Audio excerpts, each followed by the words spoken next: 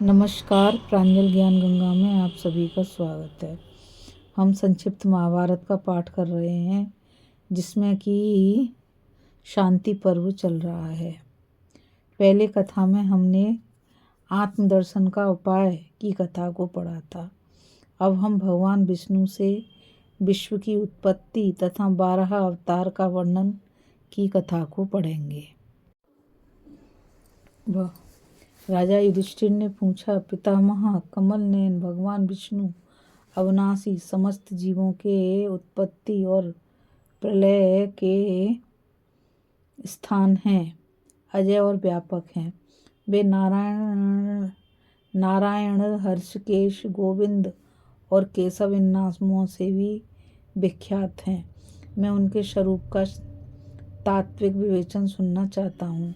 भीष्म जी बोले, राजन, मैंने यह प्रसंग जमदग्नि नंदन भगवान परशुराम, देवर्षि नारद और कृष्ण देवपायन व्यास के मुख से सुना है। महर्षि असित, देवल, वाल्मीकि और मार्कंडेय जी भी इस अद्भुत रहस्य का वर्णन किया करते हैं। भगवान विष्णु सबके ईश्वर और नियंता हैं। वे पुरुष एवं विराट आदि अनेकों नामों से प्रसिद्ध हैं और सर्वव्यापक हैं। लोक में ब्रह्मवेत्ता पुरुष उन शार्ग धर्मा भगवान के जिन चरित्रों को जानते हैं तथा पुराणवेत्ता जिनका निरूपण करते हैं, वह सब मैं तुम्हें सुनाता हूँ। वे पुरुषोत्तम संपूर्ण भूतों के आत्मा हैं। उन्हीं ने अपने संकल्प द्वारा आकाश, वायु, अग्नि, जल और पृथ्वी इन पांचों भूतों की रचना की है। उन सर्वभूतेश्वर भगवान विष्णु ने पृथ्वी की रचना करके जल में शयन किया तथा अपने संपूर्ण तेज से संपन्न होकर उन्होंने मन से ही समस्त भूतों के अग्रज भगवान शंकरशन को उत्पन्न किया है। ये भगवान शंकरशन ही समस्त भूतों के आधार हैं तथा भूत भविष्य सभी प्राणियों को धारण करते हैं। इसके बाद उनकी नाभि से एक सूर्य के समान तेजोमय कमल प्रकट हुआ। उससे संपूर्ण भूतों के पिता में भगवान ब्रह्मा प्रकट हुए। ब्रह्मा जी के अंग की कांति से सारी दिशाएं देदीप्यमान हो उठी। इसी समय अंधकार से आदि दैत्य मधु का जन्म हुआ। भगवान पुरुषोत्तम ने ब्रह्मा का हित करने के लिए उस उग्रकर्मा असुर का वध कर डाला। उसका वध करने के कारण भगवान को समस्त देवता, दानव और मनुष्य मधुसूदन कहते हैं। इसके पश्चात ब्रह्मा जी ने मरीचि, अत्रि, अंगरा, पुलस्त्य, पुलह, क्रतु और दक्ष इन 7 मानस पुत्रों को उत्पन्न किया। इन सब में बड़े मरीचि ने मन ही से कश्यप को उत्पन्न किया। महर्षि कश्यप बड़े ही तेजस्वी और ब्रह्मवेत्ताओं में श्रेष्ठ हैं। ब्रह्मा जी ने मरीचि से भी बड़े दक्ष को अपने अंगूठे से उत्पन्न किया था। वह प्रजापति पद पर प्रतिष्ठित हुआ। प्रजापति दक्ष के पहले 13 कन्याएं हुई। इनमें दिति सबसे बड़ी थी। समस्त धर्मों को विशेष रूप से जानने वाले परम यशस्वी मरीचि नंदन कश्यप इन सब कन्याओं के पति हुए। इसके बाद दक्ष ने 10 कन्याएं और उत्पन्न की तथा उन्हें धर्म के साथ विवाह दिया। इन कन्याओं से धर्म के वशु रुद्र, विश्वदेव, शाद्य और मरुदगण ने जन्म लिया। प्रजापति दक्ष के इनसे छोटी 27 कन्याएं और हुईं। उन सब के पति महाभाग चंद्रमा हुए। कश्यप जी की अनन्यान्य स्त्रियों से गंधर्व, अश्व, पक्षी, गौ, किमपुरुष, मत्स्य, उभिदज और वनस्पति आदि उत्पन्न हुए। अदिति से देवताओं में श्रेष्ठ महाबली आदित्यों का जन्म हुआ। उन्हीं में विष्णु ने वामन रूप से जन्म लिया। उनके पराक्रम से देवताओं की श्री वृद्धि हुई और दानव तथा दैत्यों का पराभव हुआ। विप्रचित्ति आदि दानव धनु के पुत्र थे तथा दिति से महाबली दैत्यों का जन्म हुआ था। फिर श्री भगवान ने रात, दिन, ऋतु, पूर्वाह, अपराह आदि भेद से काल की व्यवस्था की तथा अपने संकल्प से ही मेघ स्थावर जंगम एवं संपूर्ण पदार्थों के सहित पृथ्वी को रचा। इसके पश्चात उन्होंने अपने मुख से ही सैकड़ों ब्राह्मण उत्पन्न किए तथा भुजाओं से सैकड़ों क्षत्रिय, जंघाओं से सैकड़ों वैश्य और चरणों से शूद्रों की सृष्टि की। इस प्रकार चारों वर्णों को उत्पन्न करके उन्होंने स्वयं ब्रह्मा जी को सबका अध्यक्ष बनाया। महातेजस्वी ब्रह्मा जी वेद विद्या के विधाता हुए। तत्पश्चात उन्होंने भूत और मातृगण के अध्यक्ष विरूपाक्ष, पापियों को दंड देने वाले पितृराज यम, धनाध्यक्ष कुबेर और जलाचरों के स्वामी वरुण को उत्पन्न किया। इन सब देवताओं के अध्यक्ष पद पर उन्होंने इंद्र को नियुक्त किया। उस समय मनुष्यों को यमराज का भय नहीं था।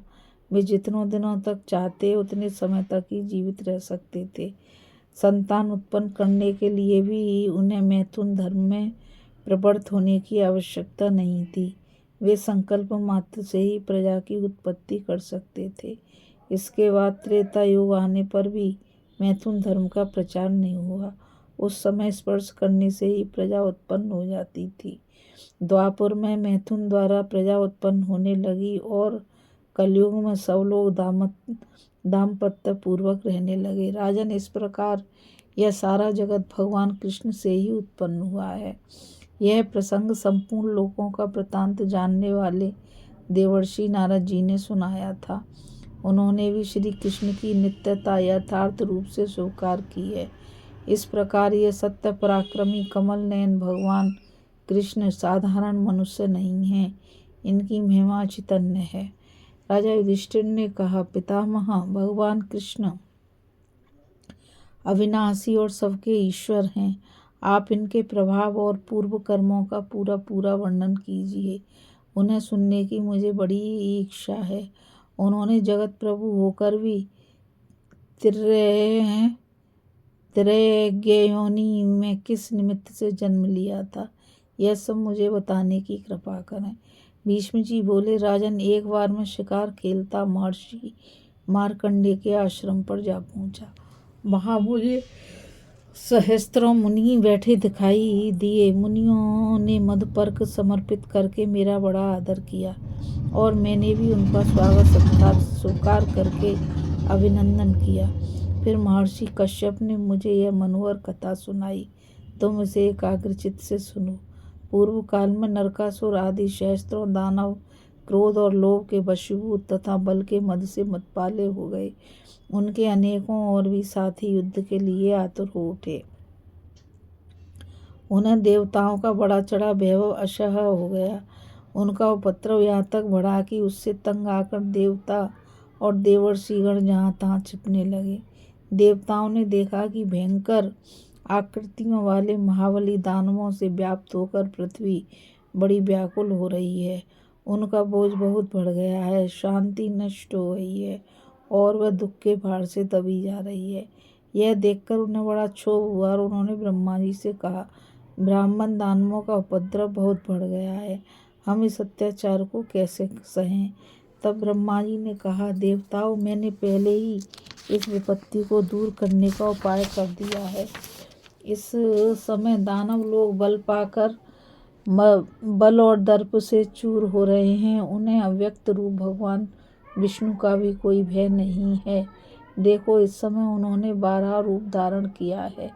इनको काबू में करना देवताओं के लिए भी कठिन है। इस भूमि के नीचे जहाँ दानव लोग सहस्त्रों की संख्या में रहते हैं, भगवान 12 वहीं जाकर उन सब का संहार करेंगे। ब्रह्मा जी की यह बात सुनकर सभी देवताओं को बड़ी प्रसन्नता हुई। तब महातेजस्वी भगवान विष्णु 12 रूप धारण कर बड़े वेग से पृथ्वी के नीचे दानवों के पास गए और उन्हें भयभीत करते हुए बड़ा भीषण शब्द करने लगे। उनके गंभीर गर्जना से सारे लोग गूंज उठे तथा उनमें रहने वाले इंद्रादि देवता भी घबराने लगे। सारा संसार सन्नाटे में आ गया। स्थावर जंगम आदि सभी भौचक्के रह गए। उस भीषण नाद से मूर्छित होकर अनेकों दानव प्राणहीन होकर गिरने लगे। भगवान ने रसातल में पहुंचकर उन देव शत्रुओं के मांस, मेद और हड्डियों को अपने खुरों से रौंद डाला। इसी समय सब देवता मिलकर ब्रह्मा जी के पास गए और उनसे पूछा, भगवान यह शब्द कैसा हो रहा है? इसका रहस्य हमारी समझ में कुछ नहीं आ रहा है। यह कौन है और किसका यह शब्द है जिसने सारे संसार को विहल कर दिया है? इसके तेज से तो सारे देवता और दानव मोहमुग्ध से हो गए हैं। इतने में भगवान बारह ऊपर आए। ऋषिगण उनकी स्तुति कर रहे थे। उन्हें देखकर ब्रह्मा जी ने कहा, देवताओं सावधान रहो, ये तो संपूर्ण विघ्नों को नष्ट करने वाले भगवान विष्णु ही हैं। ये संपूर्ण भूतों के आत्मा, उनके रक्षक और स्वामी हैं। महान योगी हैं तथा आत्माओं के आत्मा हैं। देखो, ये महाबली और विशालकाय बारह रूप से समस्त देवताओं को अभयदान देने के लिए दैत्यों को मारकर यहाँ पधार रहे हैं। उन्होंने जो अद्भुत कर्म किया है उसे तो तुम सब मिलकर भी नहीं कर सकते थे। तुम्हें किसी प्रकार का संताप, भय या शोक नहीं करना चाहिए। यही सारे संसार के रचयिता, पालक और संहार करता है। सारे लोगों का उद्धार करते हुए इन्होंने ही यह महान शब्द किया है। ये कमल नयन भगवान ही संपूर्ण लोगों के वंदनीय, अविनाशी और समस्त भूतों के आदि कारण एवं नियामक हैं। इस कथा में बस इतना ही। अभी हम कथा में भगवान विष्णु से विश्व की उत्पत्ति तथा 12 अवतार के कथा को पढ़ रहे थे। अब कथा में हम गुरु शिष्य के संवाद का उल्लेख करते हुए योग तथा सदाचार का निरूपण की कथा को पढ़ेंगे। इस कथा में बस इतना ही। मुझ गीता रावत को आज्ञा दीजिए। कल फिर मिलेंगे एक नई कथा के साथ। राधे राधे। जय श्री कृष्ण। नमस्कार।